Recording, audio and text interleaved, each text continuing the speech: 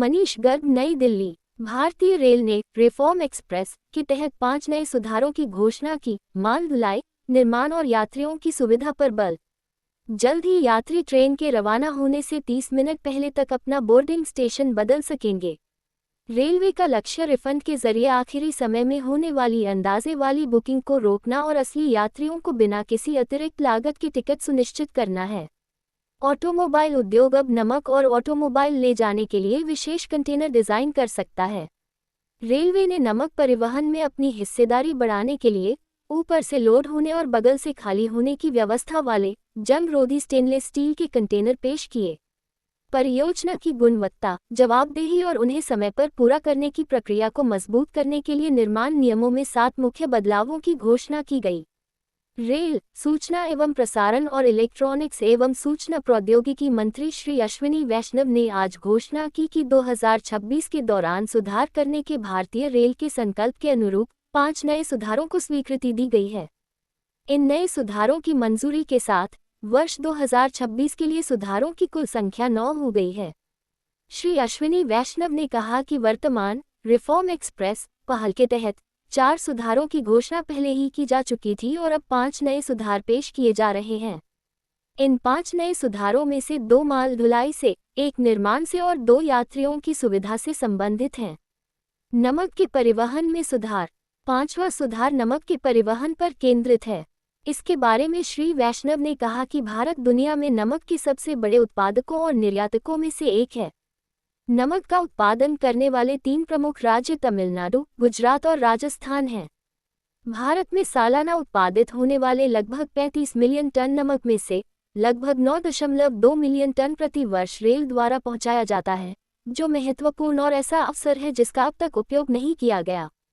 केंद्रीय मंत्री ने बताया कि नमक के परिवहन में रेलवे की हिस्सेदारी उसके उपयोग के अनुसार अलग अलग होती है। औद्योगिक नमक के लिए ये लगभग 25% है और मानव उपभोग के लिए इस्तेमाल होने वाले नमक के लिए ये लगभग 65% है। उन्होंने ये भी कहा कि रेलवे द्वारा पहुंचाए जाने वाले कुल नमक का 62% हिस्सा 1000 से 2500 किलोमीटर की दूरी तय करता है, जिससे एक खंड रेल परिवहन के लिए बेहद उपयुक्त बन जाता है।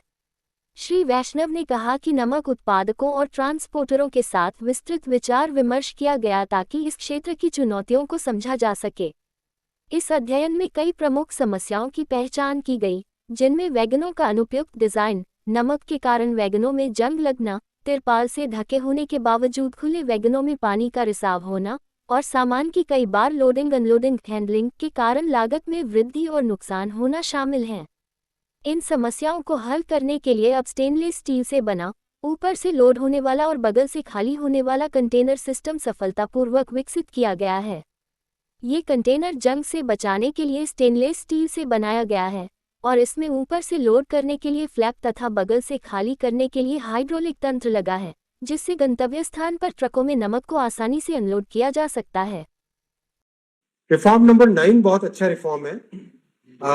चेंज ऑफ बोर्डिंग पॉइंट, इसको एकदम फ्री कर दिया। आप मान लो गाड़ी निकल गई वहां पे, लेकिन यहाँ गाड़ी निकलने वाली है, आप उस स्टेशन को अप्रोच कर रहे हो, तो you can now take the next station और वहां पे भी आराम से बोर्डिंग कर सकते हो।